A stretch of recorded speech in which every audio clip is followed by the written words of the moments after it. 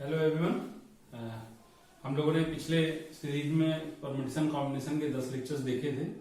तो आज से हम एक नया एक तरह से चैप्टर आपके लिए स्टार्ट करने जा रहे हैं और ये चैप्टर है, इसका नाम है graph, how to draw the graphs.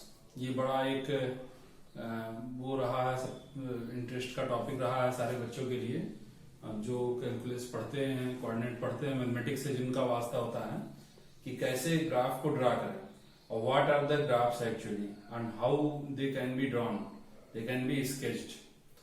तो एक बड़ा कंफ्यूजन इसका है। इसको हम लोग इस बार थोड़ा सा पिछले जो सीरीज ऑफ लेक्चर्स थी उससे सीख लेते हुए this time we are going to make very means not that much long video. अब हम लोग शॉर्ट वीडियो बनाएंगे और again it is sincere advice to all the students who want to learn the topic, they should view the full video।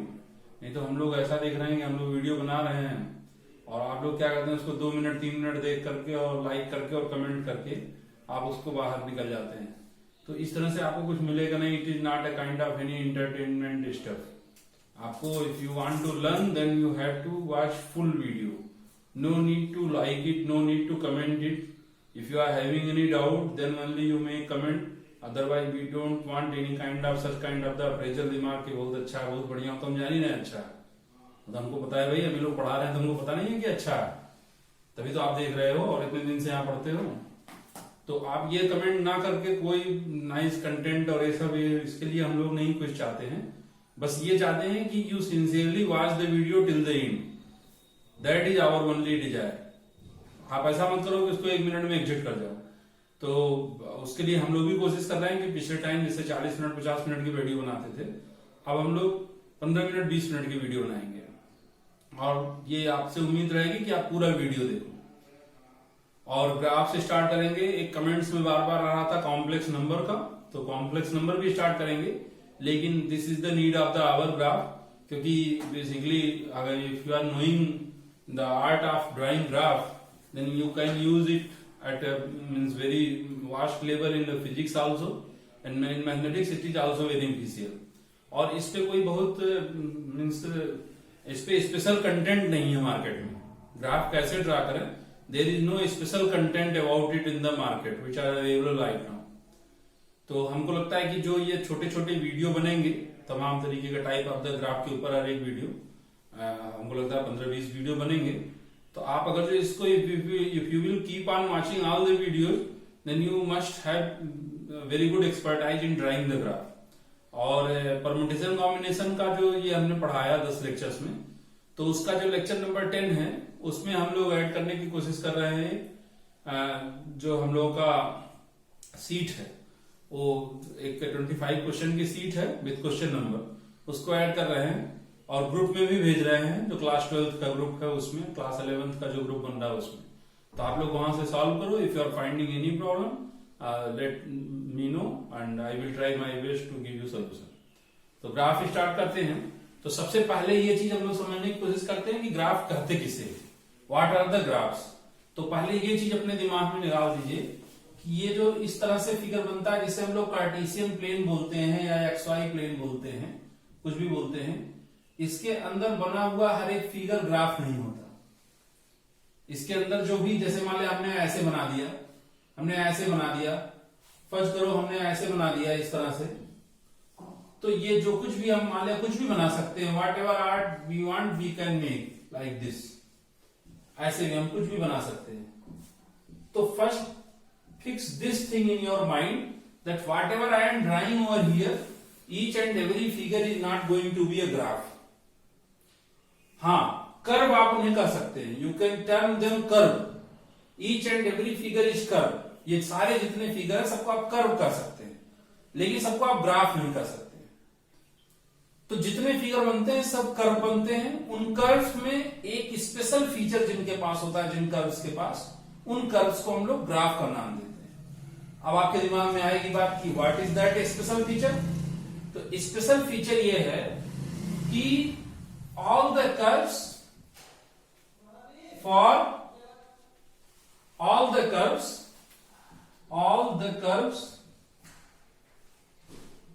those curves are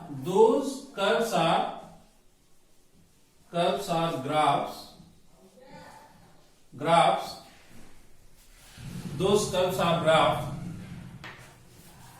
for which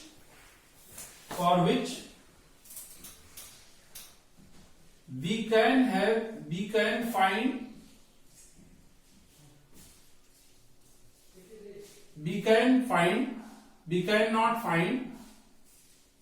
even one line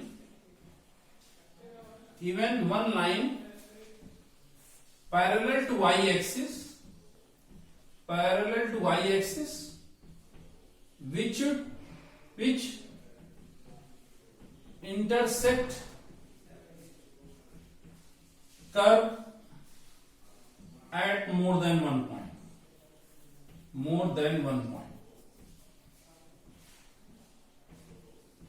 Again I am reading it. For all the curves, those curves are graphs for which we cannot find even one line parallel to y-axis which intersect curve at more than one point.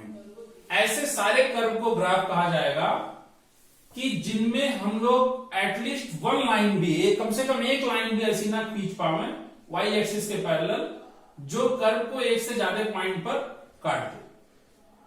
ये हम ऐसे कोई curve, कोई भी समझो photo बना हुआ है और उस फोटो को ग्राफ कहेंगे। उस फोटो को हम लोग कर्व नाम, सारे फोटो को नाम कर्व दे सकते हैं, लेकिन उस फोटो को ग्राफ कहेंगे कि जिसके लिए हम लोग एटलीस्ट वन लाइन भी ना पा सके कि जो वाई एक्सिस के पैरेलल हो और उस फोटो को एक से ज्यादा जगह पे काट दे।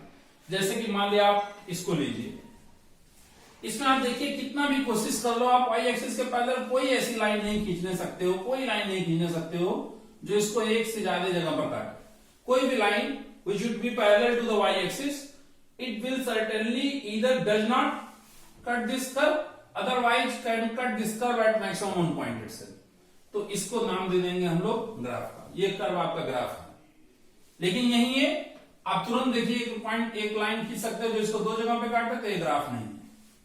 आपका सर्कल, ये ग्राफ नहीं। आपका ये चूहा जो हमने बनाया है, ये ग्राफ नहीं है। ये घर जो हमने बनाया है, ये आप देख रहे हैं कि इस पे तो एक ही जगह काट रहा है, लेकिन जब हम लोग ऐसी लाइन खींच रहे हैं ऐसी, तो ये लाइन पूरी इस लाइन के साथ कोइंसाइड कर जा रही है और इनफाइनाइट पॉइंट आप कह सकते हैं, इंटरसेक्शन है। इस तरह से ये भी ग्राफ नहीं। तो अब आपके दिमाग में ये बहुत आसान सी बात है जो छोटी छोटी बात किताब में नहीं लिखी रहती है कि सारे दिए हुए जो फिगर होते हैं वो कर्व होते हैं, लेकिन वो ग्राफ नहीं होते। ग्राफ वो तभी बनेंगे जब उनके लिए हम लोग एक भी लाइन ऐसी न पाने सका वाई एक्सिस के पैरेलल जो उसे एक से ज्यादा जगह काट दे। तो इस तरह से सिर्फ जब हम लोग एक भी लाइन नहीं पाएंगे वाई एक्सिस के पैरेलल जो एक से ज्यादा जगह काट दे, सिर्फ उन्हीं फिगर्स को हम लोग ग्राफ का फिगर नाम देंगे। अब कितने तरीके के ग्राफ होते हैं, कैसे उसे हम बनाते हैं, इस पर एक बहुत बड़ा अभी चर्चा है और एक बड़ा अनर्थ फील्ड है, मतलब कि जिस पे बहुत ज्यादा काम नहीं हुआ है। कुछ किताबें मार्केट में अवेलेबल हैं, लेकिन उन किताब में जो चीजें लिखी हुई हैं उन्हें और सरल करने की आवश्यकता है, ऐसा मेरा मानना है। तो हम लोग कोशिश करेंगे कि ऐसा भी समझेंगे। We will try to understand that how to sketch the graph in a full length in very short video of 15 to 20 minutes. If you want to learn, then you just be with the video, you just view the video, and if you are in case of finding any doubt, just drop your doubt in the comment box and we will reply same. तो सबसे बड़ी बात अभी आती है कि graph जो बनता है उसके लिए इंपॉर्टेंट फीचर्स क्या क्या है, कैसे कैसे ग्राफ बनता है। तो आज इस वीडियो में हम लोग सिर्फ इतना ही कवर करेंगे। 3 चीजें हैं जो आपको समझनी है। सबसे बड़ी बात, आपको ये तो समझ में आ ही गया होगा कि ग्राफ किसे कहते हैं। तो अब उन ग्राफ्स को बनाने के लिए क्या क्या चीज की जरूरत है। पहली जिस चीज की जरूरत है ग्राफ की, कि किसी भी ग्राफ के साथ 2 चीजें होती है। एक तो होता है ग्राफ का नेचर और एक होता है ग्राफ का टाइप। अब आप सोचेंगे नेचर क्या होता है और टाइप क्या होता है। तो नेचर होता है ग्राफ का इंक्रीजिंग। जब हम आई लिखते हैं तो आप इंक्रीजिंग समझना। अब ये पहली बार है तो मैं लिख दे रहा हूं इंक्रीजिंग। दूसरा नेचर हो सकता है डिक्रीजिंग। जब मैं डी लिखता हूं तो आप डिक्रीजिंग समझेंगे, डिक्रीजिंग डिक्रीजिंग। और तीसरा नेचर है कांस्टेंट। जब मैं सी लिखूंगा तो आप कांस्टेंट समझेंगे। इसी तरीके से टाइप है opening upward, opening upward, opening upward, opening downward, opening downward, downward, and तीसरा नेचर है लीनियर। इसके लिए हम लोग यू शब्द इस्तेमाल करेंगे, इसके लिए डी शब्द इस्तेमाल करेंगे और लीनियर के लिए एल इस्तेमाल करेंगे। तो ये चीज आपको समझना है, ये सारे जगह आप समझेंगे इसको। ये बड़ा इंपॉर्टेंट ग्राफ के तीन जो मैंने बोला कि 3 very fundamental feature of any graph which is related with each and every graph. कोई भी ग्राफ आप ड्रा करेंगे जो ग्राफ की प्रॉपर्टी फॉलो करता है कि वाई एक्सिस के पैरेलल जाने पर एक ही जगह काटता है, कोई भी ग्राफ आप ड्रा करेंगे इस तरह का, इस तरह का, आप कोई भी ग्राफ ड्रा कर लो, ऐसे ऐसे, ये सारे ग्राफ हैं। तो इन सबके साथ आप दे सकते हैं कि इनका इन नेचर क्या है और इनका टाइप क्या है। जैसे इस ग्राफ की बात करें तो इसका नेचर है इंक्रीजिंग और टाइप है अपवर्ड। देखिए ये x बढ़ाने के साथ इसका y बढ़ता जा रहा है तो इंक्रीजिंग नेचर होगा और अपवर्ड। इसका कांस्टेंट है और लीनियर। कांस्टेंट जब होगा तो अपने आप लीनियर लेके आएगा। ये ग्राफ इंक्रीजिंग है लेकिन डाउनवर्ड है। इसी तरीके से ये ग्राफ हम देख रहे हैं कि इसमें यहां तक का नेचर, इधर तक का नेचर देखिए x बढ़ने के साथ y घट रहा है लेकिन ऊपर की तरफ मुंह खुला हुआ है, तो इधर का नेचर आप कह सकते हैं इंक्रीजिंग डिक्रीजिंग है लेकिन अपवर्ड है। और इधर से देखेंगे तो ग्राफ x बढ़ने के साथ y बढ़ रहा है तो इस तरह से इंक्रीजिंग है और अपवर्ड है। इसी तरीके से लीनियर है, इंक्रीजिंग है और लीनियर। तो ये हर ग्राफ के साथ ये बड़ा इंपॉर्टेंट कंपोनेंट होता है कि उसका नेचर क्या है, उसका टाइप क्या है। तो ये हम लोगों को इस तरह समझना है कि नेचर जो किसी ग्राफ को जो y इक्वल टू fx से ग्राफ को रिप्रेजेंट करते हैं, आप लोग जानते होंगे। तो fx का जो नेचर होता है इंक्रीजिंग डिक्रीजिंग, ये नेचर फर्स्ट डिफरेंशिएशन किसी भी फंक्शन का नेचर डिसाइड करता है और सेकंड डिफरेंशिएशन किसी भी फंक्शन का टाइप निर्धारित करता है। The first differentiation is responsible for deciding its nature, and the second differentiation that is represented by a double dash x that is there to decide for deciding that is there to decide for its type. जैसे कि अगर जो f dash x greater than 0 होगा तो increasing होगा, f dash x lesser than 0 होगा तो decreasing होगा, f dash x equal to 0 होगा तो कांस्टेंट होगा, f डबल डैश x अगर जो ग्रेटर देन 0 होगा तो ओपनिंग अपवर्ड होगा, f डबल डैश x अगर जो लेस देन 0 होगा तो ओपनिंग डाउनवर्ड होगा, ये ओपनिंग अपवर्ड होगा, और f डबल डैश x अगर जो इक्वल टू 0 हो गया तो लीनियर होगा। जैसे कि अगर ये इंक्रीजिंग है तो इसके साथ आएगा कि f डैश x, जहां x ये सब पॉइंट है, इसका कोई point f dash x greater than 0, f double dash x भी ग्रेटर देन 0। ये कांस्टेंट है, कांस्टेंट होने के नाते f dash x equal to 0 और लीनियर होने के नाते f डबल डैश x भी इक्वल टू 0। इंक्रीजिंग होने के नाते f dash x greater than 0 और डाउनवर्ड होने के नाते f double dash x less than 0। और इसी तरीके से इसके नाते f dash x less than 0, f double dash x greater than 0। इसी तरीके से f dash x greater than 0, f double dash x greater than 0। आप देख सकते हैं इंक्रीजिंग होने के नाते f dash x greater than 0, linear होने के नाते f double dash x equal to 0। इस तरह से आप किसी भी ग्राफ का आपके हाथ में देखिए, यहां हमको अभी हमने पहले फोटो बना दिया, पहले ग्राफ का फिगर बना दिया, फिर f dash x f double dash x बना रहे हैं।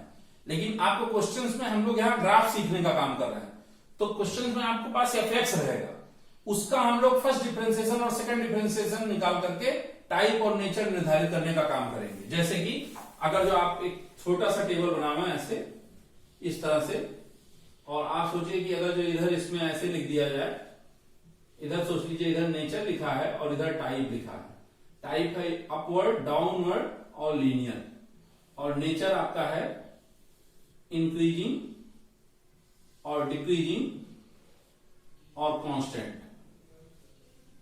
तो इसके लिए आ जाएगा, चूंकि इस खाने में इंक्रीजिंग अपवर्ड है तो F dash x greater than 0, F double dash X भी greater than 0, F dash x less than 0, F double dash x greater than 0, सब अपवर्ड है।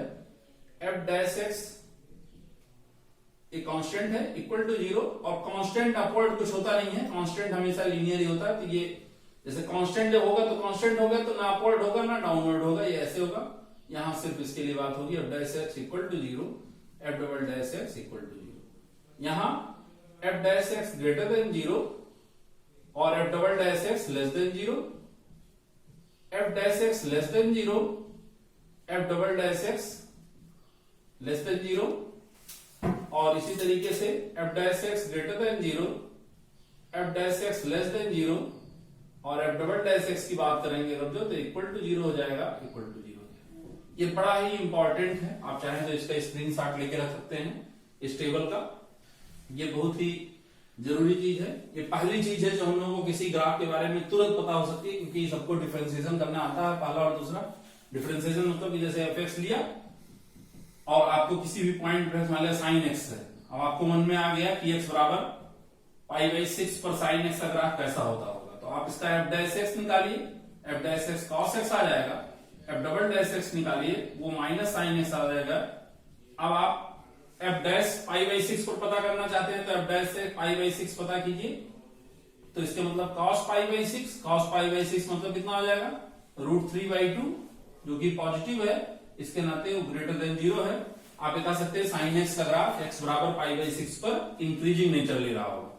F double dash X, F double dash π/6 निकालिए, minus sine π/6 means minus half आएगा, और you can speak very easily कि x is equal to π/6 पर the graph of the sine X is of downward nature, because ये इसका F double dash देखिए, F double dash X negative आया, F dash x positive आया।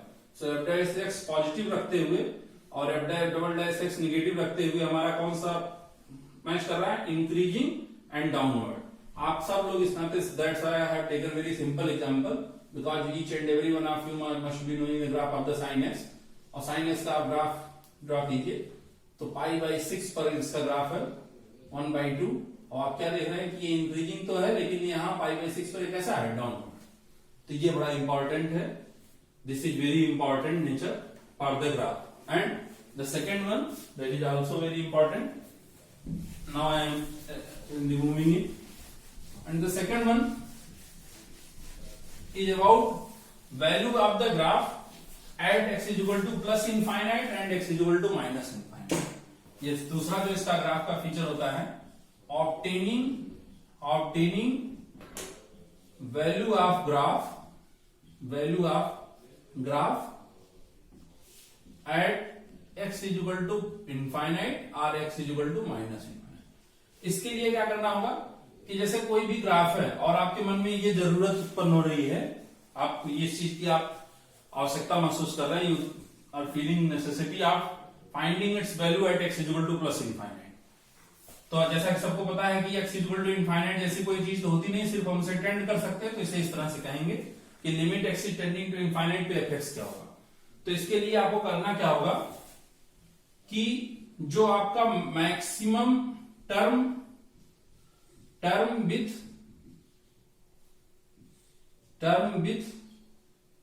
maximum value in denominator, maximum value in denominator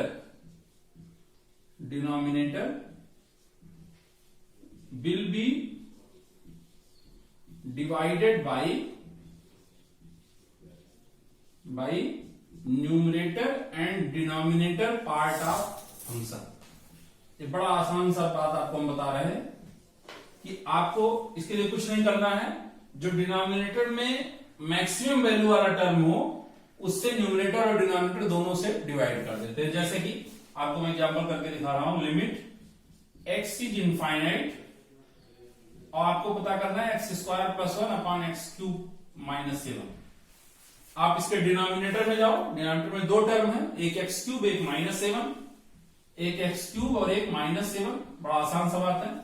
किस x की बात हो रही है? इनफाइनाइट की। तो जाहिर सी बात है इनफाइनाइट का क्यूब हो जाएगा जो कि इनफाइनाइट हो जाएगा, और ये -7, दोनों में मैक्सिमम कौन है? X cube.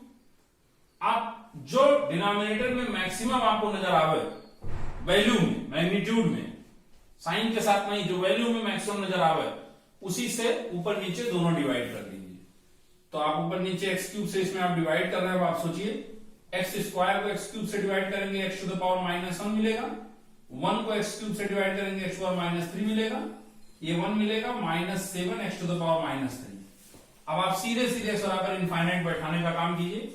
इनफाइनाइट की पावर -1 सोचिए, इनफाइनाइट की पावर -1 माने 1 बाय इनफाइनाइट मतलब लगभग 0। तो 0 प्लस 0 अपॉन 1 -7 इंटू लगभग 0। ये इनफाइनाइट टू द पावर -3 क्या हो जाएगा? 1 बाय इनफाइनाइट क्यूब, वो भी लगभग 0 प्लस आएगा। तो इस तरह से 0 अपॉन 1 मीन्स लगभग ये कितना आ जाएगा? 0 आ जाएगा। ये बड़ा आसान सा सवाल होता है।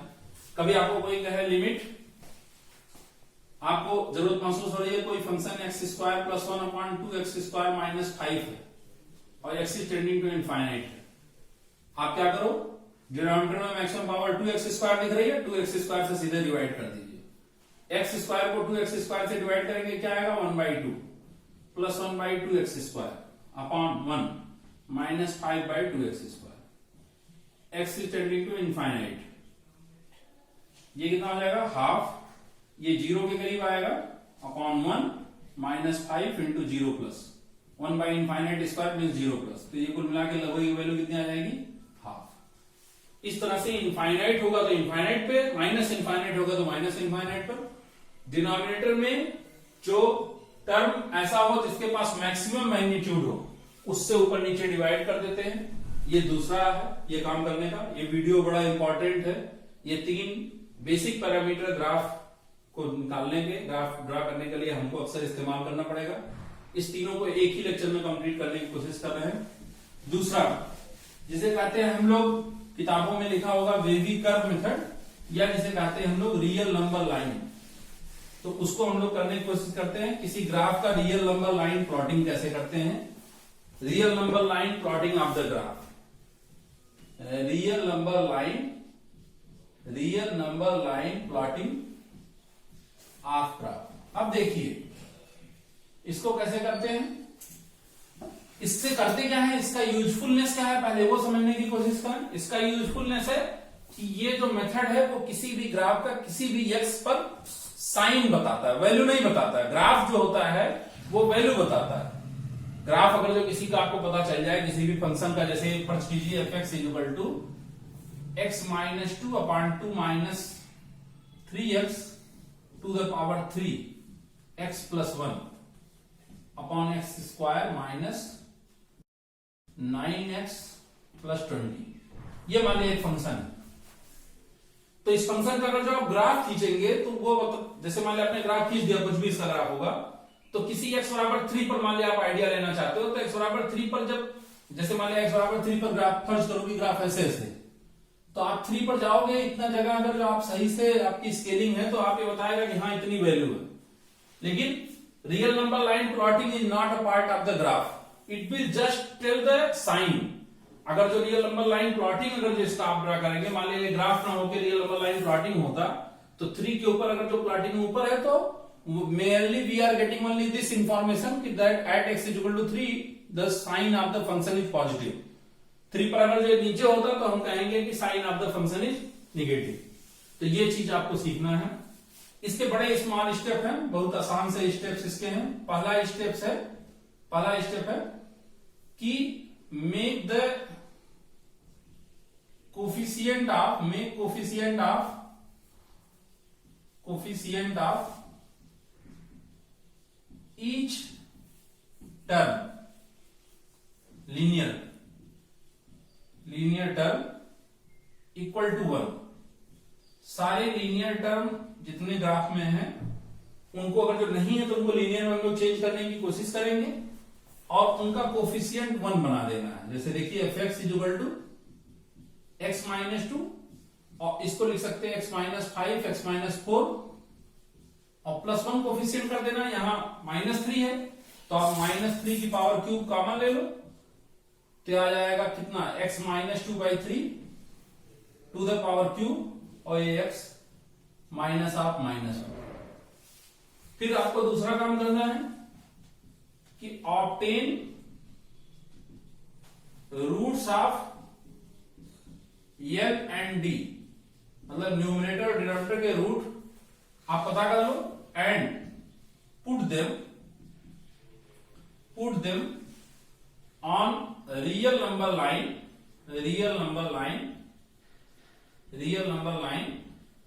इन increasing order.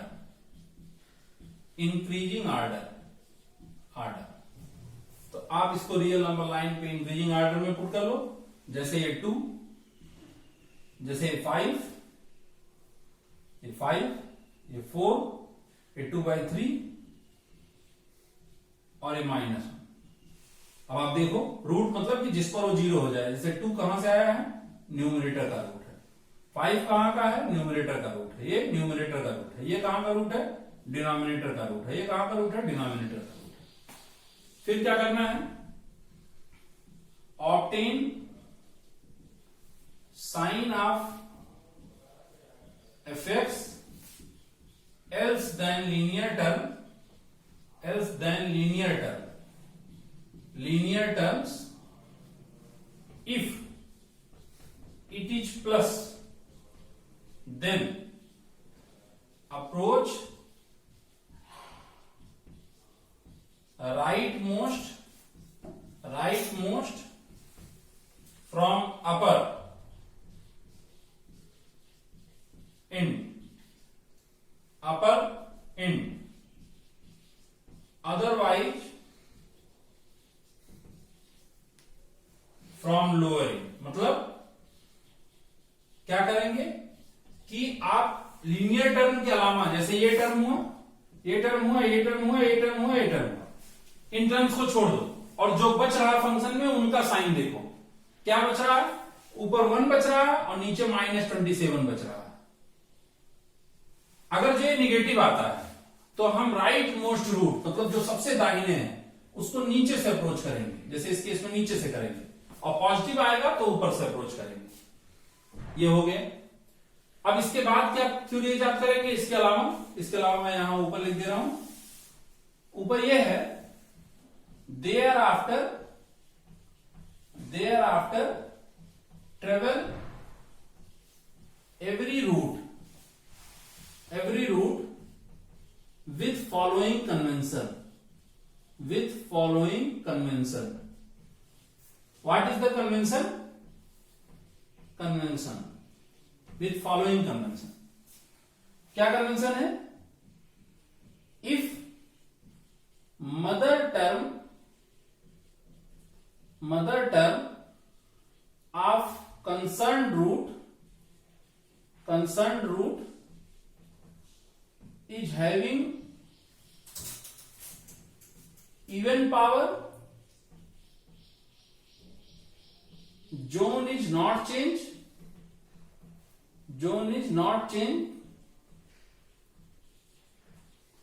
otherwise in case of odd power it is changed। क्या कहना चाह रहे हैं कि आप इसके बाद सारे पॉइंट को ट्रेवल करोगे।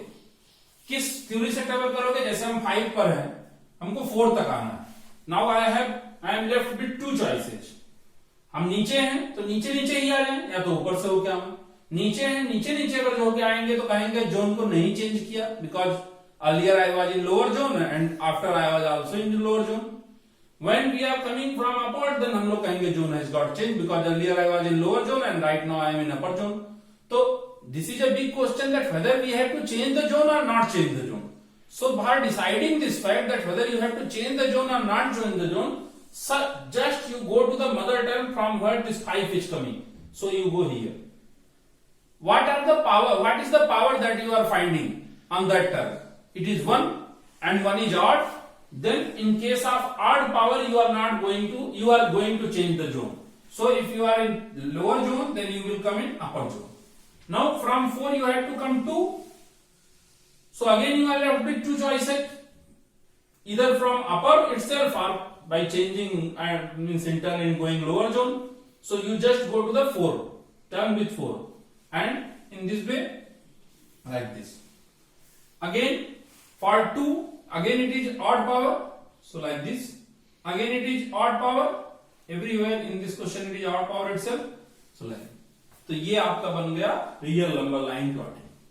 तो इसकी फाइंडिंग्स क्या है कि ये सारे एक्स के लिए रियल नंबर लाइन प्लॉटिंग बन के आपका तैयार है। जिस एक्स पर आप कोई भी एक्स अपने मन से उंगली रखो, इसका थ्योरी का इसका फायदा क्या है कि जैसे मान लिया मेरे मन में ये बात आती कि 4/3 पर पता नहीं ये पॉजिटिव देगा कि निगेटिव देगा, तो ये सिंपल तो है नहीं। अब आपका एक तरीका है कि 4/3 आप इसमें पुट करो और पुट करके कैलकुलेटर से वैल्यू निकालो, फिर देखो क्या रहा। और इसमें क्या करोगे, just you have to locate 4/3 on the real number, just that's why this method I have termed it the real number line plotting.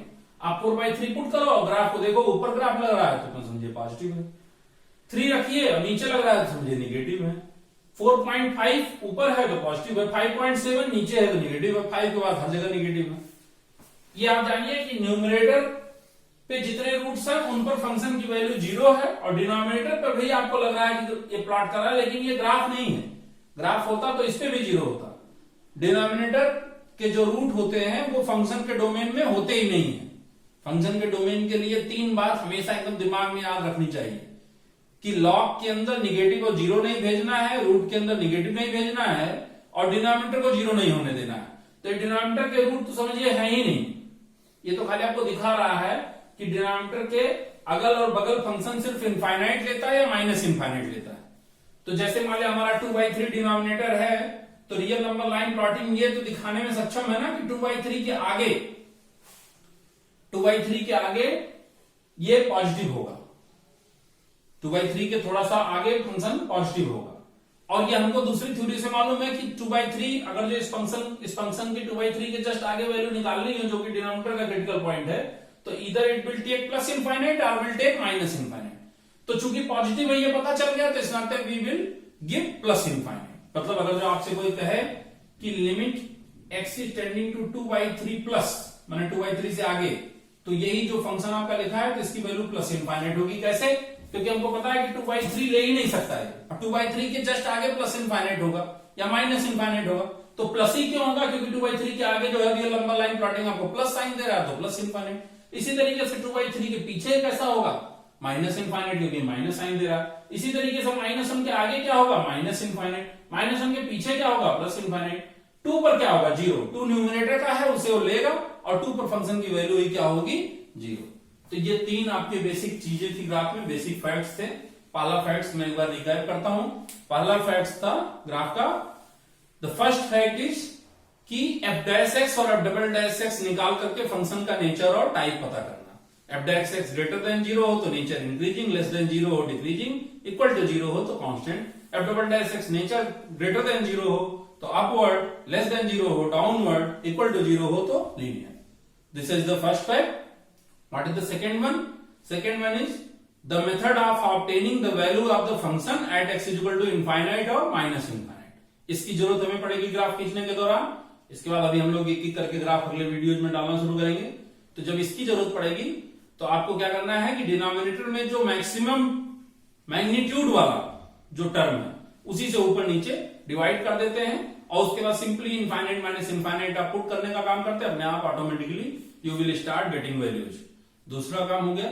तीसरा काम, इसकी जरूरत पड़ेगी कि किस जगह किस पॉइंट पर फंक्शन की वैल्यू क्या है, पॉजिटिव या नेगेटिव। इसे रियल नंबर लाइन प्लॉटिंग से बोलते हैं। वो प्लॉटिंग यहां लिखा हुआ है। पहला मेथड, सारे टर्म जो है लीनियर टर्म में बदल दिए जाएंगे और लीनियर टर्म में बदलने के बाद एक्स के कोएफिशिएंट 1 कर दिए जाएंगे। सारे लीनियर टर्म्स के रूट को इंक्रीजिंग ऑर्डर में अरेंज कर दिया जाएगा। जो डिनोमिनेटर का रूट होगा उनके बगल में d लिखा जाएगा, जो न्यूमरेटर का होगा उनके बगल में n लिखा जाएगा। तीसरा, फंक्शन की जो साइन होगी वो जो टर्म के अलावा जो चीजें बच रही हैं उनकी साइन पता करेंगे, जिनको जैसे लीनियर टर्म में नहीं कन्वर्ट कर पाए तमाम आप लोग क्वाड्रेटिक इक्वेशन पढ़े होंगे, जैसे x² + 5x + 20। अभी इनकी इसको लीनियर टर्म में आप कन्वर्ट ही नहीं कर सकते because it doesn't have any root, it's as greater than 0 and d less than 0। तो इसको सिंपली ऐसे उतार देंगे और इसकी साइन प्लस ही लिखेंगे बस। ये हमारे लिए कोई काम की चीज नहीं है। It is not going to make any big alter in the sign, क्योंकि ये पॉजिटिव की तरह हमेशा पड़ा रहेगा सारे एक्स के लिए। इसी में हम ये भी लगाए होते तो ये ऐसे पड़ा रहता है, इसको पॉजिटिव भी मान लेते क्योंकि सारे एक्स पर ये पॉजिटिव है, तो it is not going to make any kind of the disturbance on the sign. मतलब मान लो सोचो ऐसे लगा लो इसे x square plus 5x plus 20, तो मान लो x बराबर, जैसे आपको बता रहा है कि 4/3 पर निगेटिव होगा, तो 4/3 पर इतना तो आपको पता है निगेटिव होगा, और ये तो सारे x पर पॉजिटिव भी है, तो उसी निगेटिव चीज में एक पॉजिटिव और गुणा रहेगा तो निगेटिव भी तो रहेगा, तो ये ऐसे साइलेंटली पड़ा रहेगा। तो ये इस तरह के क्वेश्चंस में मॉडिफिकेशन है, you don't need to get scare. उसके बाद तीसरा क्या है कि सब ये पता करके राइट मोस्ट के क्रिटिकल पॉइंट को, अगर जो वो साइन निगेटिव आ रहा है तो नीचे से, वो साइन पॉजिटिव आ रहा है तो ऊपर से अप्रोच करेंगे, फिर सारे रूट्स को अप्रोच करते हुए जाएंगे। जो उनको चेंज करना है कि नहीं चेंज करना है ये रूल बताएगा। उस कंसर्न पावर के पास इवन पावर है then we do not change, if odd power है then we do always change. तो इस तरह से हम लोग इसको करके, ये 3 बेसिक चीजें हैं ग्राफ को जानने की, ये 3 इंपॉर्टेंट फैक्ट्स है। ये you have to assimilate those facts. If you are finding any problem in assimilating these facts, just write in the comment box, and in subsequent video I will try my best to answering that question. So first subscribe our channel if you are new, and thereafter keep on learning the things, and the next video I will upload the other thing, that how to draw the special graphs. So I will take different kind of the examples from the graph, and in each and every video I will try to complete 2 or 3 types of the graph in my video. Thank you.